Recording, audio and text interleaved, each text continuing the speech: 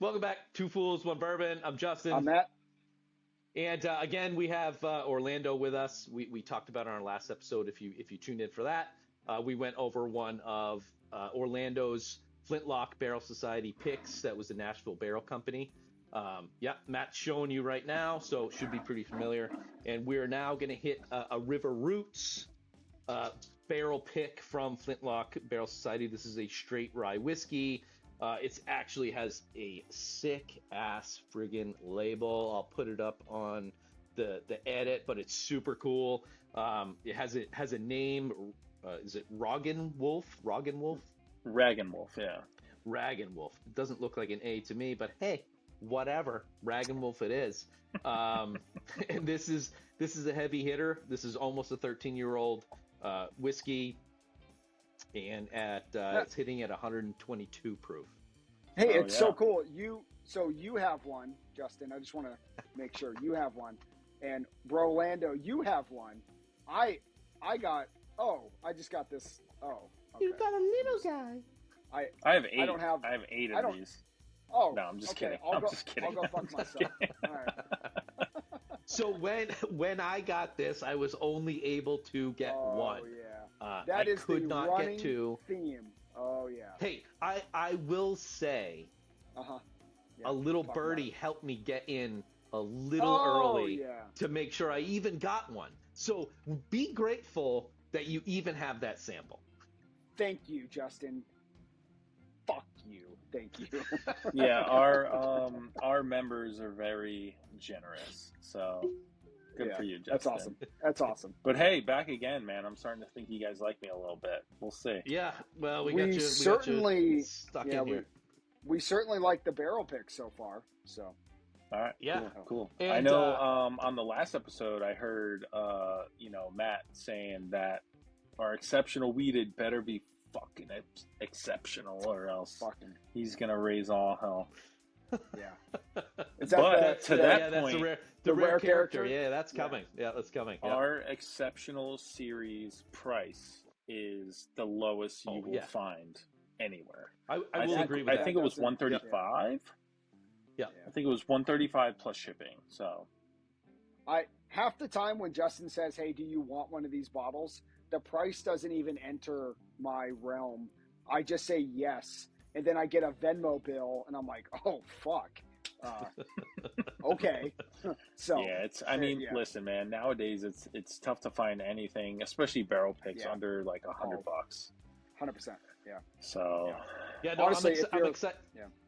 Go ahead. If you're finding barrel picks for under $100, they're probably not that good, is my guess. Yep. So. Yep. Yeah. So I was going to ask, so this is River Roots. I know absolutely nothing about River Roots. What do you got? What do you know about so them? River Roots is just another NDP out of Ohio that is just Clevetown crushing it. They are crushing it. So much like Rare Character, Dark Arts, Subtle Spirits, and the list goes on. They decided to kind of grab some barrels and do some extra aging and double oaking and finishing stuff with their barrels. And they ran into a run of barrels that was just epic, that put them on the map. And they continue to just pick really great barrels. And their prices are probably some of the most price-friendly NDP bottles on the market. So you said something that kind of that I didn't think about it before when we were talking about the Nashville barrel. So they send you some samples and you say, yeah, we don't like, or we like, or whatever, and you end up deciding one. Do you know at the NDP level, are they doing the same thing? So like River Roots, right? So they're getting barrels from MGP. Are they also sampling a pile of barrels to be like, all right, these are the ones that we want? Or are they kind of like getting forced, like, you guys need to take these barrels here? So I think it depends on how big you are. I think, and this is just me spitballing, and this is my opinion. I think the smaller you are, the more selective you can be. Once you get a little bit bigger, then they kind of start pushing like lots of barrels on you. Okay. So Rare Character in the beginning, I think, was very selective and was snagging some of like the best barrels that were around, which put them on the map. And then as they grown bigger, then I feel like they get a little more pressure to buy lots of barrels. And, you know, with anything, there's a lot of variability, and some barrels aren't as good as the other ones. But I think River Roots is tried and true, and I feel like they definitely sample as many barrels as possible and pick the absolute best ones. I had a question and I just lost it. Yeah, damn it. It'll come. It'll come. So my question is, we have the River Roots, we have the Nastro Barrel Co. How do you guys, as a barrel club, you know, how are you guys building these relationships with these different distilleries where you're able to get the sample and kind of work that process of getting your own barrel pick? So, two-part answer. So we partner with a local store who is probably one of the biggest stores in New Jersey, who has a lot of pull, who definitely gets like a lot of the good stuff. Okay. So we get a lot of stuff through him. He gets like prime picks just based off of like his sales and how much volume he does.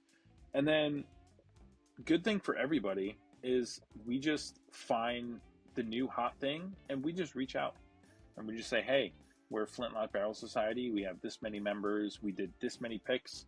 We sold out all of these with this yield. Love to, you know, try your stuff, and we think we can move it. And then that's it. That's really cool. So the store that you've partnered with, what the barrel or when you get a barrel, you know, do some of the bottles end up going to that store for them to sit on the sometimes shelf?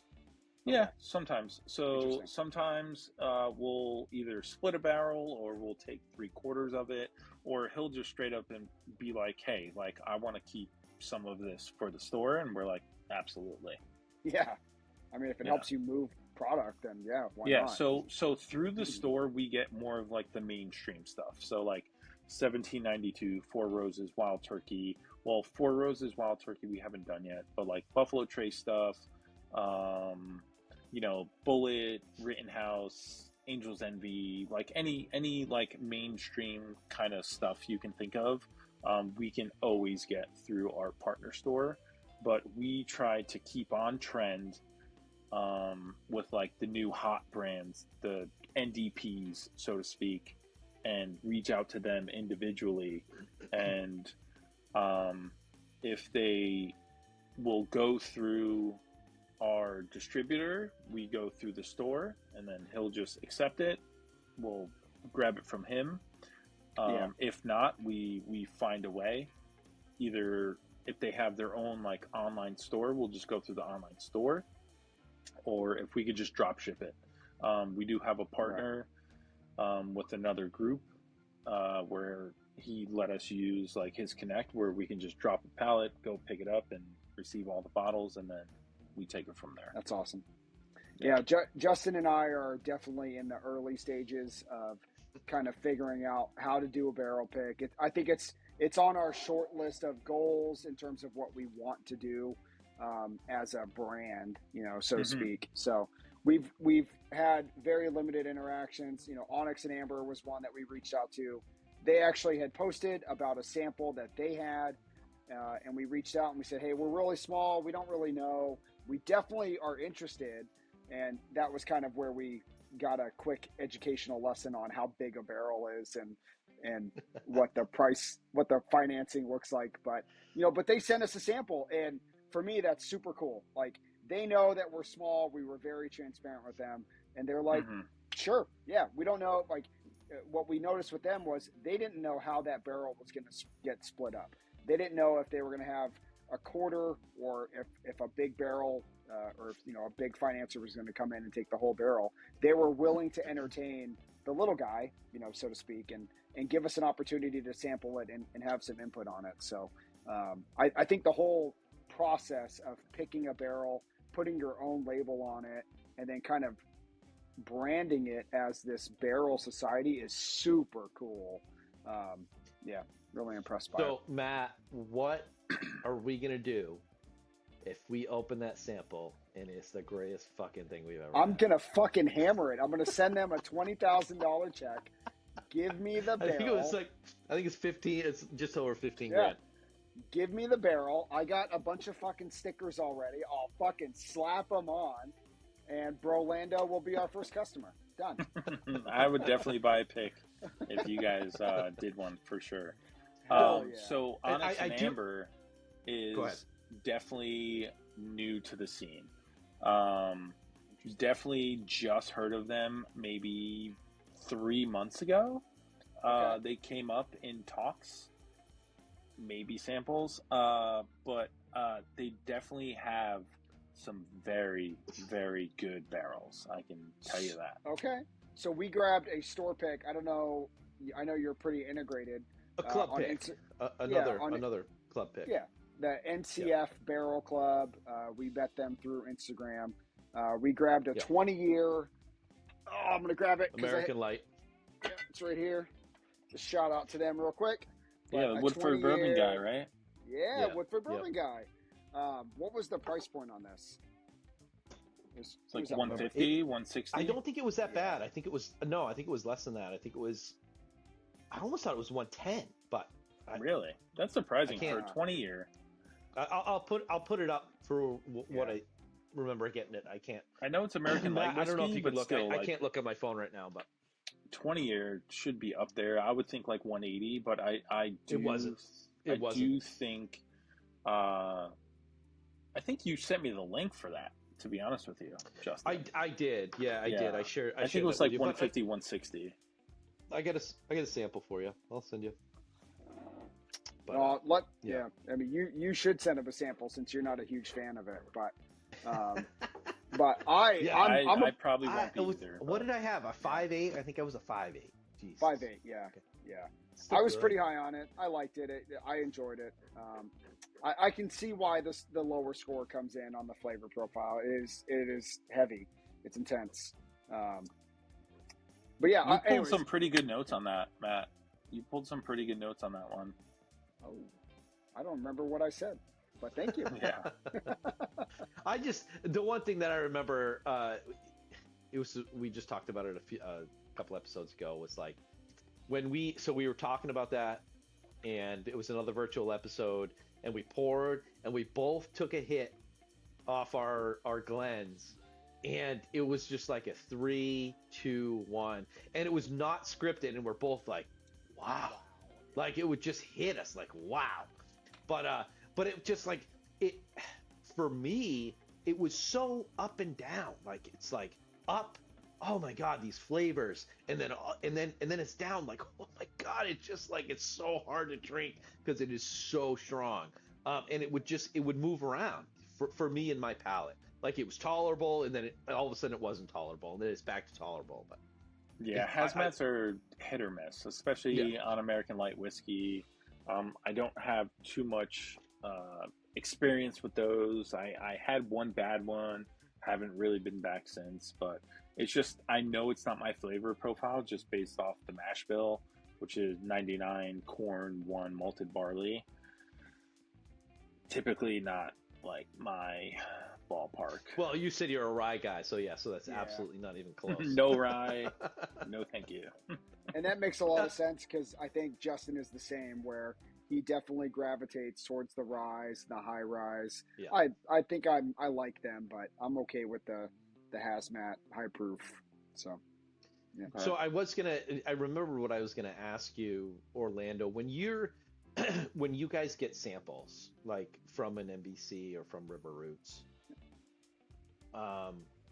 is it always this, like when they send you a sample, is it like, hey, we have a rye and here's a couple samples of bottles? Or is it like, here's a rye, here's a bourbon, here's a high rye? My question, I guess, really is like, is there that much difference between the samples that you're getting as far as, yeah, trash this sample, terrible, oh my God, this one, phenomenal? Yes and no. So with this particular bottle, I wanted 2 barrels. Not to say that the third one was bad. I think it was very good. But there was 2 really good ones in this go. And when you say, just so I'm clear, when you say there was 2 barrels, it was 2 straight rye whiskey, 12-year, roughly 13-year, the same mash build, same blend, whatever, in 2 separate barrels that you're like, let's get them all. 3 separate barrels, Okay. and then Okay. 2 I really loved. But we requested specifically rye, just because we knew there was a run of rye going through river routes that we have tried, because we're all integrated in the bourbon scene and we're in other groups that we had tried different barrels and we're like, holy shit, we need to get on this train. We got on it a little late. There was an epic run of barrels. So when you're reading the bottle, there's a barrel number. So this is XRR 108. There's a run of barrels that I think is just the number. And it goes, in my experience, it goes from 180 to 189 of that particular run, which was unbelievable. So we're like, all right, let's get on the train. And then I have no idea how they do their barrel codes or come up with them or how they sort it out themselves. But this was the second or third run of barrels. And I think we definitely got a good one, because we were supposed to go and visit and they had canceled on us for good reason, because they said, hey, like, we're getting really low on barrels, like, let's reschedule when we kind of beef up our inventory again and get some stuff back in stock, and then come visit us. And then by the time that happened, it just didn't work out for anybody, so then they sent us samples. Interesting. Awesome. That's cool. Yeah, not saying that's... they cherry picked for us, but I think they felt bad because we had already booked like a place to stay. We had already booked the flight, so we had to cancel all that. They did feel a little bad, but they definitely hit us up with some bangers. Oh, that's good. That's good. Yeah, I mean, that's cool that they're that that communicative to you guys, right? Yeah, I mean, no, they're really awesome. Stuff, so yeah. All around, they're just a good brand, good people. They're very responsive, and they just have like a good staff. Did you do you have a pour there? Are you good? Oh yeah. You ready? Oh yeah. I'm waiting. I've already taken one because I look how have dark that is for a rye. No ability to wait for you guys. I don't know if Matt, if you've already taken a drink. I haven't tried it yet. No. Sample. I've been waiting. I wanted to cheers first. All right. Yes. Cheers, gents. Again. The nose is phenomenal. Does burn a bit. It is a bit heavy on the ethanol on the nose, especially out of this glass for sure. But oh yeah, the spices smell so good. Oh man, it has like such this night and day component where it's like dark and rich, but also bright and fruity. I love that. Short, yeah, I it can get that. It lingers for so long, but in such a like. Usually, when you get a linger, like a good long linger, it's because it burns hot, and then it just kind of finishes off. This burns the same for such a long period of time. Like I don't know any other way to explain it, but it's more like balanced. It's more like a coating where it just Yes. seeps in and Yep. just like spreads out, and it's like smooth and savory. Like, man, I know you have a sample, Matt. Justin, did you pop it, pour him a sample, and then just close it? Oh, or yeah. Did you take a little nip? No, I haven't touched it. Okay. I poured Matt's sample, closed it, and then waited. Today's my first sample of it. Okay, so I think this was a discussion on one of your other podcasts. Yeah. We did it was the Elijah Craig Ryder Cup. We had one that was open, that breathed for a couple weeks or a week plus. And then, of course, a fresh crack. And we were just trying to figure out if one was better than the other. At that time, we actually liked the fresh crack better, but they were so damn close. It's kind of undiscernible, really, between the two. But that's where we ended up. And what I'll add is it's an Elijah Craig small batch. It's it's not the highest quality of pour. You know, I do wonder. I saw the comment on YouTube for the NCF Barrel Club. You know, I do think on these higher quality bottles where there's more complexity, I do think letting it breathe a little bit probably is changing the flavor profile. So, yeah, and I'm happy to again NCF Barrel Club. I don't just my fucking camera. What I was gonna say is let me find one of the river roots that I can buy. I will pay for it. And then we'll drink yours a little bit more, for science. We'll get it down halfway, and then we'll do a fresh crack. Yeah, we'll do a fresh crack on mine, and we'll do a true high quality bottle, and we'll see what the I think someone on the Discord was trying to get rid of one of these, but I think we can make that happen. We can probably find one. We have a very generous, awesome group of people who definitely give back to the group before they go elsewhere. All right. I'm in. Half your group probably thinks Matt and I are a bunch of fucking retards, but whatever. I mean, I would argue that they're not wrong. I don't think they're wrong. So it's definitely like per bottle where like some need to breathe and some are just like right off the rip they're good. I do think that this one on a fresh crack was definitely way brighter and more like citrus forward with more like herbal notes. And as you like kind of, and I'm nursing this one, as you get down in the bottle, it opens up a little, some of that blows off, and then you get those dark characteristics where there's just like this leather note, and maybe it's just like the viscosity that gives it that like silky smooth like transition just straight over the palate.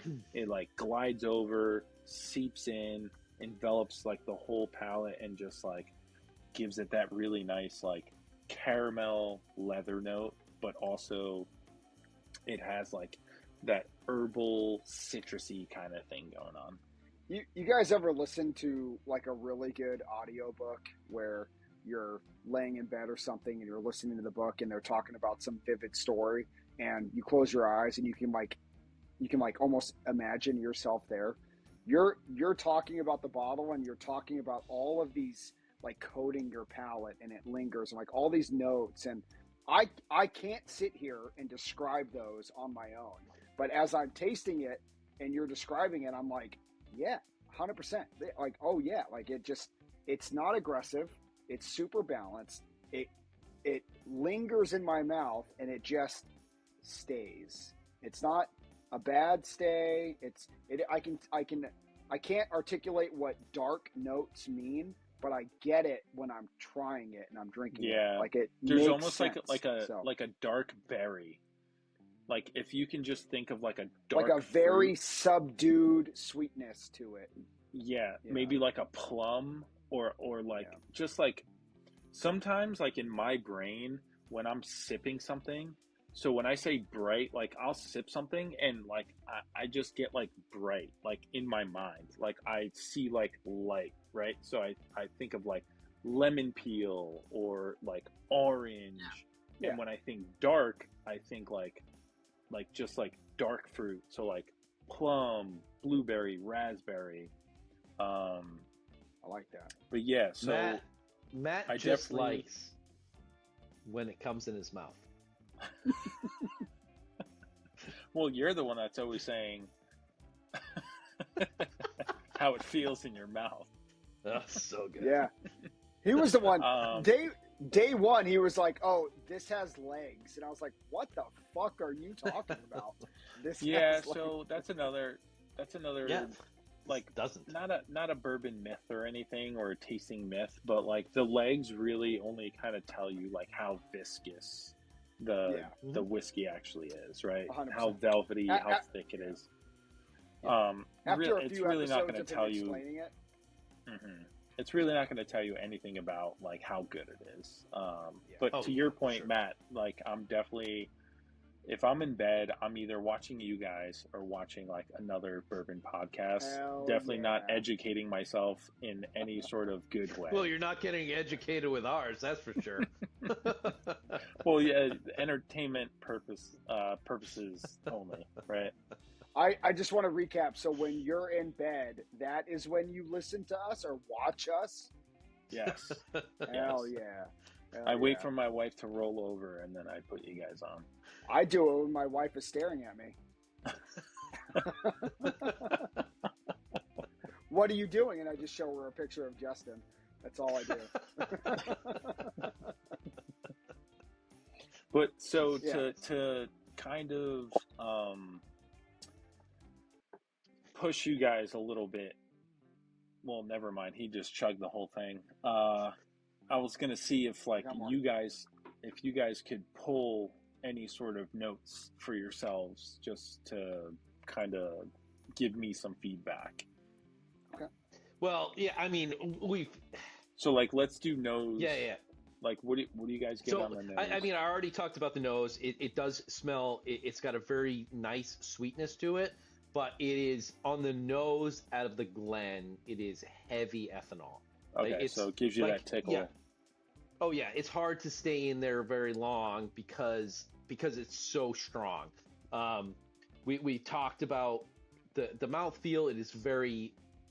It's not the thickest thing that I've had in my mouth.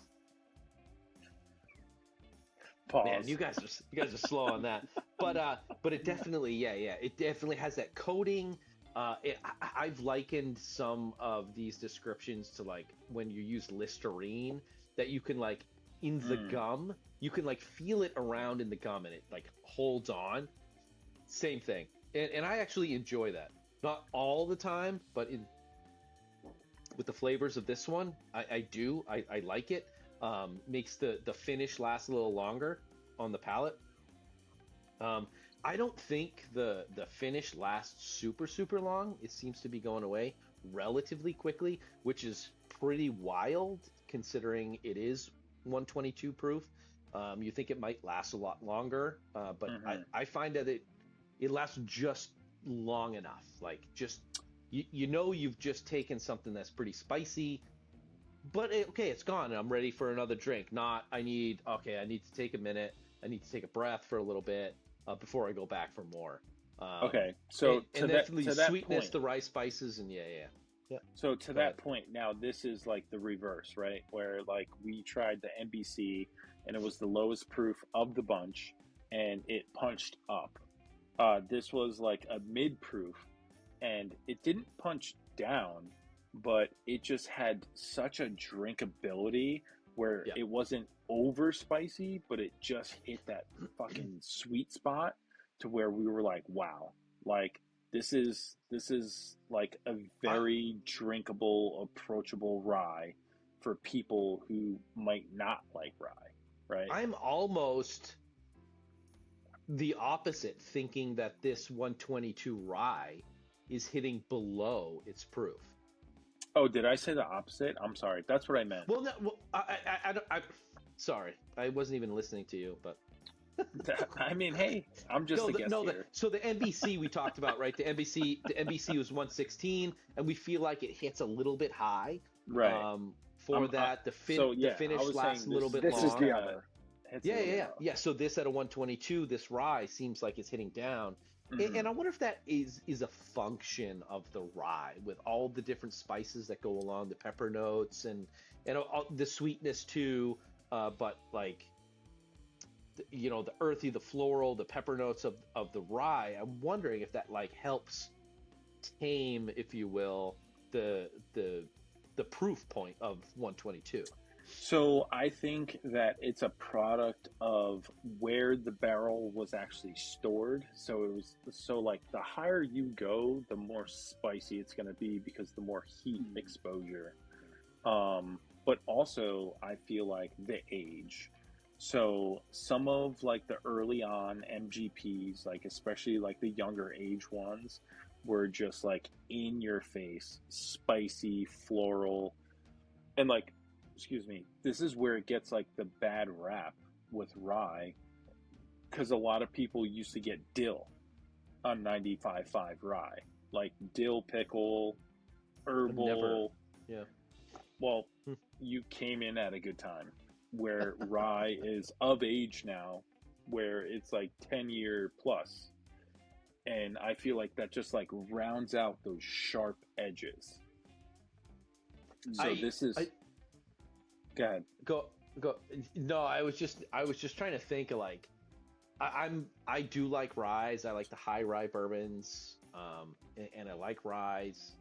And with this River Roots, I'm really thinking about a blind right now. Like I wanna try this against a couple of the ryes that I have that I know I absolutely love. The EHT straight rye I love, and the Michter's 10 rye I love. Okay, and, so those are. I'd love to see where this sits. This is much higher proof point, so kind of makes that difficult, but I'd still like to do it. I mean, I don't think that. I mean, yes, that would be a factor, but the EHT rye and the Michter's rye are both going to be low rye content, so it's going to be different profiles, which we can get into a little later. I'd love to get Matt's take on the rye before we kind of segue. I would almost want to grab some of like the rare character ryes that we've had and blind those. I don't know if rare character is the right answer, but I feel like I get more complexity out of those. Like the Michter's 10 is very underwhelming to me. It's very good, but it's. I could agree with you. Yeah. Yeah. So I don't know. And again, this is my like whiskey nerd speaking, but the early rare character rye were some of the best ryes to hit the market for NDPs at the age. So they were putting out 6 to 7 year old rye that was phenomenal. And it was like, obviously they keep everything close to the chest, but we know that some were 95.5. We do know that some were Kentucky, Green River, Bardstown, and they have like a lower rye content, but not like low rye. I think rare character is definitely the way to go, for sure. And I actually need to send you guys a sample of an early rare character rye that is one of my faves of all time. I'll send you guys both a sample of that. So it's funny, we were just talking about rare character on, I don't know, 19 or 20, but one of the frustrating things that we've seen with that brand is, they do this limited release, but there are 21 limited release batches across the Kentucky straight bourbon and the straight rye, and like there's just so much variety in the different batches. And like for me, an average bourbon drinker, I can easily get lost in the variances between the different batches, which is okay. But when each bottle is $80 to $100, I don't know if I'm willing to commit $2,000 to go get that lineup. So I've never had a bad rare character, but I struggle to find value in the differences in the batches at this point. I think if I had a more developed palate, it might be okay, but you just grab it. So my advice would be to use those limited releases as just like drinkers. If you guys want to review them, that's cool. But like if you really want to get into it, like get the single barrels, because those are more concentrated. Those are more like one mash bill kind of things. Right. So they're RCLEs, I think they're called. The bourbons and the ryes are blends, right? So it's going to be a blend of, they don't tell you, but most likely like a Kentucky, Indiana, or like two different Kentucky mash bills. But if you really want to hone in on good rye or bourbon, like get the single barrels. They don't disclose where they get it from. They tell the state, but they do tell the mash bill. Okay. It's interesting. Good to know. Yeah. So when comparing, like I would only compare to single barrels. So like if you were going to do like a rye blind, like do rare character single barrels. Same with the bourbon. Not the limited releases, because those are typically blends. Okay. And when you say the single barrels, are you talking? So again, I'm ignorant in this process. When I see rare character, I either see the limited release batches, or I see the barrel picks that some store, or right. Is that what we're talking about? The different barrel picks? Yeah. So the barrel picks are where you want to be. And then like if it says batch, right? So like, it's like a batch product. A blend. Like through like, it's either a blend or like the same thing, just like multiple barrels. Okay. You want that single barrel, right? Like that's what we're all about. That single barrel profile. And I've tasted like the 109, right? So that's like, this is 108. I've tasted the 109. I've tasted the 110. And they're different. So the problem that I run into is when I look at these, I've got several barrel picks from different stores, and I don't even know. I mean, there's all fucking kinds at this point.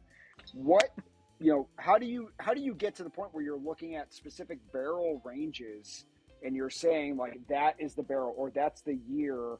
Like, I almost feel like I'm like you a little bit, where I need the samples and I need to pick the barrel. But in these barrel pick cases, I'm trusting that they made a good selection on the barrel that they got, right? Like, yeah, definitely. So what bottle did you grab and what's the code?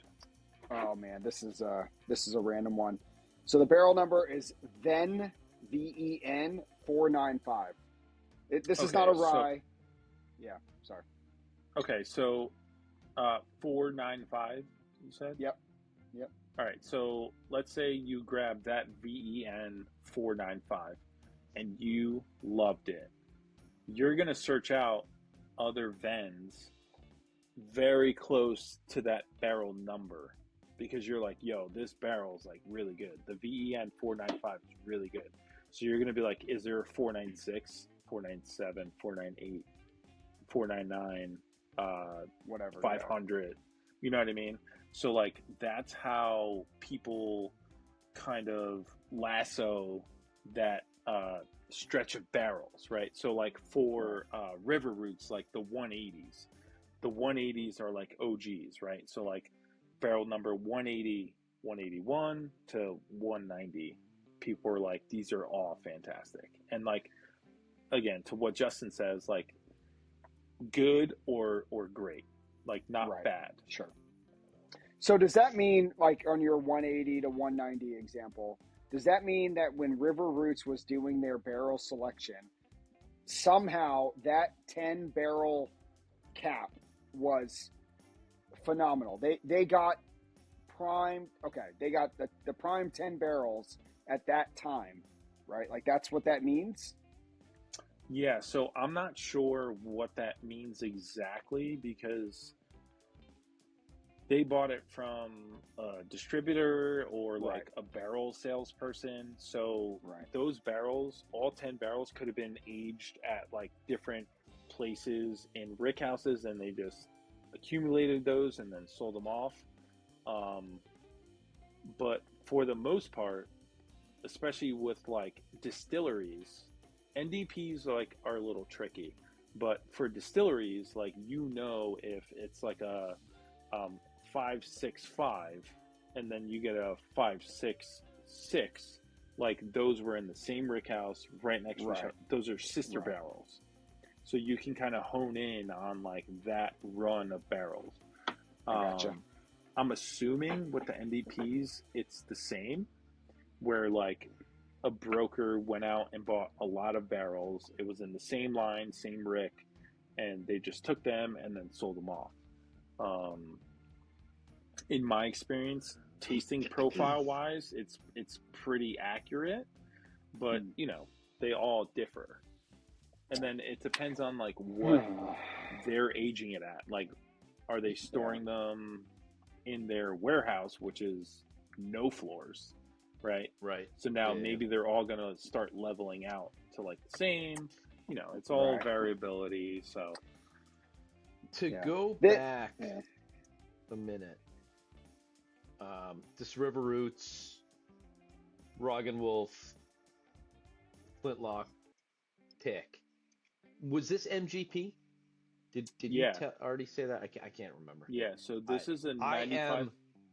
I am a Willet, an Elmer T. Lee, a Nashville Barrel Company, and now this in. So I'm forgetting everything.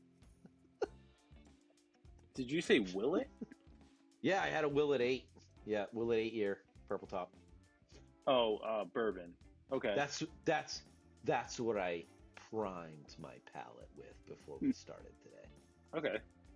And when tasting, I typically like to prime my palate with something.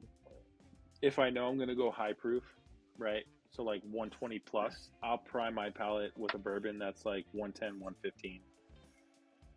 You're so just to get like my gauge. I'm like such a professional. It's just like what I like to do. Same with the rye. So like if I was drinking bourbon and we're about to get into rye, I like to put a little rye on the palate. Willet rye. I sent you guys some samples of Willet rye, which in my opinion is some of the best rye on the planet. What? Sweet. Yeah. All right. Love it. Yeah, I can't wait to fucking crack them. And even to go a little further, because I love 95.5 MGP, especially now because it's come to age and it's all well-rounded and just so good. Willet low rye is some of the best rye that you can get. Even like the lower age stuff is like really good. 5, 6, 7. But like you're talking now like it's up to like. Now they have age statements up to like 12, but okay. This is like the estate collection series. Yep. Okay, and the purple tops and okay. Yep. I know some of those purple tops get the purple tops are a little tricky. You got to be careful. There's a lot of variability with the bourbons, like with anything else. I feel like just overall, rye throughout the whole whiskey community and distilleries are just like more consistent for some reason. I don't know why. And then the bourbons are just like, there's so much variability in the bourbons. And with Willet Purple Top, we got to talk two different things. There's two different purple tops. Mm-hmm. This is the purple top I'm talking about. Okay, so that's bourbon. That's a weeded. Yeah. Yeah, and it's so good. Yeah, it is that's a weeded. Super good. I was talking about the purple tops that we cannot afford. Okay. Yeah, there's a whole nother rabbit hole that we can go down with all that. No. Don't want to. So to get back to the River Roots, so the Roggenwolf, right? So the whole reason for the label was Michelle came up with the design, and it's an O. It's not an A. Roggenwolf, but it's European. I don't know if it's German or like where it comes from, but it's a European. Label's phenomenal. Doesn't matter. She crushed it. So it's so cool. Look at that label. Look at that. That's so cool. Well, okay, so explain that. So this label here, the wolf, full sample. Michelle did that? Yeah, she designed that. Yeah. Okay, so this is not River Roots label with the Flintlock Barrel Society. This label is also Flintlock. Yes. All right, cool. I would not have guessed that. I wouldn't have guessed that. So like the Chun-Li, right? So if you Yep. turn the bottle around, the Chun-Li, That makes perfect sense. that's all her. This looks like River Roots' label with the Flintlock Barrel Society on it. Not that you guys changed this label specifically. Yeah, we submitted that art, and this art rivals our TKO unicorn art for my favorite of all time. But so the story of the Roggenwolf or the Roggenwolf is a European folklore where like this monster would come out of like the rye fields and eat children. So like the Europeans would like tell this as like a folk to the kids to scare the fuck out of them, pretty much. All right, I think we're pretty heavy on time. We want to do some scoring here? Yeah, go ahead. Lingering, like, because Dr. Pepper has a really weird, spicy soda kind of taste where the carbonation makes it feel spicy. So I'm almost getting kind of like a very, I'm not tasting Dr. Pepper by any means, but it reminds me a lot of that as it finishes, as it lingers. Like I almost get like that soda sweet. And there it goes. The other earbud died. Yeah, I definitely get like a lingering, peppery soda kind of finish. Yeah, so that note definitely hits because there's also like a syrupy thing that is actually on your tongue way after you drink it. It's almost like a thick coating on the back of the tongue. So it's definitely reminiscent of like that soda syrup. Almost like a cola, but like a Dr. Pepper would be another good note. I would say so for you, Justin. When you're getting like that ethanol note, right? Sometimes you can identify some notes off that ethanol. I think with this one, it's more like botanical, earthy, like citrusy. Sometimes I can get just behind that. Yeah. Like the George T. Stagg 2023 was just like molten lava on the nose and on the palate. Like it just fucking burns your face, then burns your palate, and it's just like, what the fuck is this? Well, certainly for this one, I get the burn on the nose, but I don't get the burn on the palate. And I know exactly what you're talking about. I've definitely had some that are both and or the opposite, where the nose is pretty calm and mild, but damn, the burn and down the esophagus is just like, shit, did I just eat a pound of spaghetti sauce, or did I just have a little bit of whiskey? I don't even know. But no, so this is super good. I appreciate it. Really enjoy this bottle. All right, let's hear what you guys got. It definitely hits heavy. But yeah, has some really, really good notes. Great mouthfeel. I'm super, super happy with this pick. Definitely not upset with the price. I think the price point was fine. I don't remember exactly what it was, but I think it was like 110, roughly. And that was it was 130. It was less. It was less than the NBC. I think we did. I think we did like a 138, something like that. It was sub 140. So that's a weird number, but I know. I said that too, but hey, we agreed on it.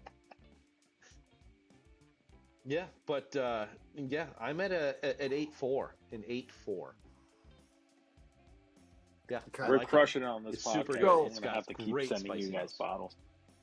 So I'm a little bit lower. I'm a little bit lower on my score. I also don't tend to go for the ryes. I do like a rye. I think a lot of what you were saying about the variability in bourbon, like again, a lot of what you said tonight, like I don't think I would have been able to say without you saying it first, but when you say it, it makes a lot of sense. For me, ryes tend to dominate on the spice palette, which I like, but I also want to get a lot of that oak and leather and vanilla and a lot of those other notes that I'm not good enough to really pull out of a rye. I do get a lot of that out of this one. And so I get some of the citrus. I don't get a lot of the burn, like Justin was saying.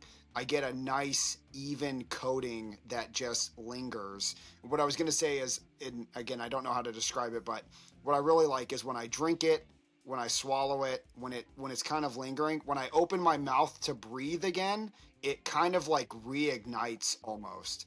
So the swallow is done, but the flavor continues as I'm just breathing, which is kind of cool. So I think I'm around like a 7.6 maybe. And again, that's not so much a comment on the quality. If you like rye and if you gravitate towards ryes, I think this is a really good rye. I'm just not high in the rye and the high rye mash bills. So very Hey very man, good I offering appreciate here. you Yep. guys, and those are some high scores, and I love it. So me personally, I'm a big rye guy. I taste a lot of ryes. I pull ryes, even like had a rough day. It's a Wednesday, like I'm pulling rye. Um, I've I love had it. some of the best ryes you can think of. This one is definitely one of my faves. I would go. Nice. So like if I would to score, I would do out of 100, right? So, but on your guys' scale, Whoa. I know, But we're I know. at a 10 So, here, I fella. would He's like no, no, no, 99, no. baby. So His I would score's do a like 99. a 8.7. Ooh, Yeah. I love that. So like an Yeah, 87 awesome. across the board with the Chun-Li.